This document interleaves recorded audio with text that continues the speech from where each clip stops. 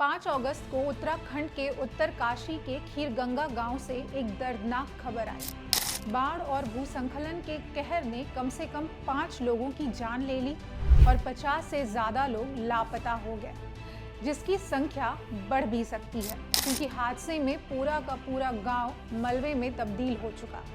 हादसे को इतना समय बीत जाने के बाद भी अभी तक प्रभावित क्षेत्र में राहत कार्य बिल्कुल सुस्त है। लोगों को उनके हाल में छोड़ दिया गया है। यहाँ एक बार फिर पहाड़ों ने चीख चीख कर चुनौती दी कि विकास के नाम पर जो विनाश बोया जा रहा है उसकी फसल मौत बनकर लहलहा रही है। लेकिन क्या केंद्र और राज्य में बैठी भाजपा सरकार ने इस चेतावनी को सुना? शायद नहीं। अगर सुना होता तो ये घटना नहीं होती। मोदी और भाजपा आज भी अपने प्रभु कॉरपोरेट मित्रों खासकर अदानी को लाभ पहुंचाने में व्यस्त हैं। जब भी बाढ़ या भूस्खलन जैसी आपदाएं पहाड़ों में आती है तो भाजपा इसे प्राकृतिक आपदा बताकर पल्ला झाड़ लेती है। लेकिन क्या यह वास्तव में प्रकृति का गुस्सा है या फिर सत्ता की लापरवाही और मुनाफाखोर कॉरपोरेट लॉबी की करतूत? उत्तराखंड में खनन, अंधाधुंध सुरंग निर्माण, जल विद्युत परियोजनाएं और पहाड़ियों को खोद खोद कर बनाई जा रही 4 धाम सड़क, ये सब मोदी के इशारे पर हो रहा ताकि अदानी और अन्य बड़े पूंजीपतियों की चरण वंदना हो सके। भाजपा सरकार ने पहाड़ों को विकास का एक्सप्रेसवे समझ लिया है और कॉरपोरेट के मुनाफे के लिए इनकी रग रग काट दी गई है। ये विकास नहीं, विनाश है। भाजपा की ये दोहरी सोच ही है कि जब हिमाचल में भूस्खलन हुआ तब भाजपा के नेता बाढ़, लैंडस्लाइड और मौत के आंकड़ों पर प्रेस कॉन्फ्रेंस करते हुए नजर आए, कैमरे से संवेदना दिखा रहे थे और कांग्रेस को प्राकृतिक आपदा का गुनहगार करार दे रहे थे। लेकिन अब जब उत्तराखंड में खुद भाजपा की सरकार है और दोनों जगह सत्ता का रिमोट एक ही हाथ में है, तो क्या अब कोई जवाबदेही नहीं बनती? जब सरकार एक ही पार्टी की हो तो जिम्मेदारी भी दोगुनी होती है। लेकिन भाजपा का ट्रेंड तो साफ है, सत्ता में रहो, फायदा उठाओ और मुसीबत आने पर या तो चुप रहो या भगवान को दोष दो।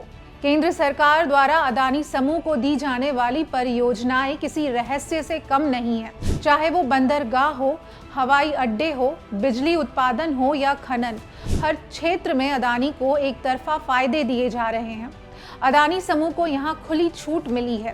परियोजनाओं को लागू करने से पहले सरकार को ना पर्यावरण अध्ययन की चिंता होती है और ना स्थानीय लोगों की सहमति का ख्याल होता है। ख्याल होता है तो सिर्फ अपने परम मित्र अदानी का। एक तरफ जनता के घर बाढ़ में बह रहे हैं, दूसरी ओर कॉरपोरेट घराने के लिए नए बांध और सुरंगें बन रही हैं। क्या यही है सबका साथ, सबका विकास? या अब ये नारा बदलकर हो गया है सबका संसाधन, अदानी का विकास? उत्तराखंड में हुई इस घटना पर आप मोदी जी से सिर्फ एक संतावना वाली ट्वीट की उम्मीद करें, क्योंकि वो सिर्फ सोशल मीडिया पर काम करते हैं। वो पीड़ित परिवार से नहीं मिलेंगे, ना ही वहां के मुख्यमंत्री को इस घटना की जिम्मेदारी लेते हुए इस्तीफे की डिमांड करेंगे। अब यहाँ राहत की बजाय सिर्फ मॉनिटरिंग की बातें होंगी, लेकिन मीडिया के सामने नहीं, पीछे से। कैमरा फ्रेंडली सरकार अब कैमरे से दूर भागेगी, क्योंकि जब जवाबदेही बनती है तब भाजपा मौन धारण कर लेती है। अब सोचिए, क्या ये वही भाजपा नहीं जो हिमाचल में एक एक मौत पर प्रेस ब्रीफिंग करती थी? क्या अब इन जानों की कीमत नहीं रही? गोदी मीडिया अब इस त्रासदी को प्राकृतिक आपदा बताकर अपने मालिकों को बचाने का काम करेगी। वो ये नहीं पूछेगी कि क्यों इतनी बड़ी संख्या में लोग लापता हैं, क्यों पहाड़ों की बनावट के खिलाफ जाकर सुरंगें बनाई जा रही हैं और क्यों राहत कार्य इतनी धीमी गति से हो रहे हैं।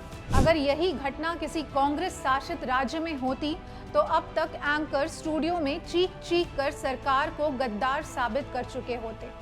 लेकिन जब भाजपा सरकार सत्ता में होती है तब सवालों के बजाय प्रवचन चलते हैं। उत्तराखंड, हिमाचल और अन्य पहाड़ी राज्यों की जनता अब भाजपा सरकार की कॉरपोरेट भक्ति की कीमत अपने जीवन से चुका रही है।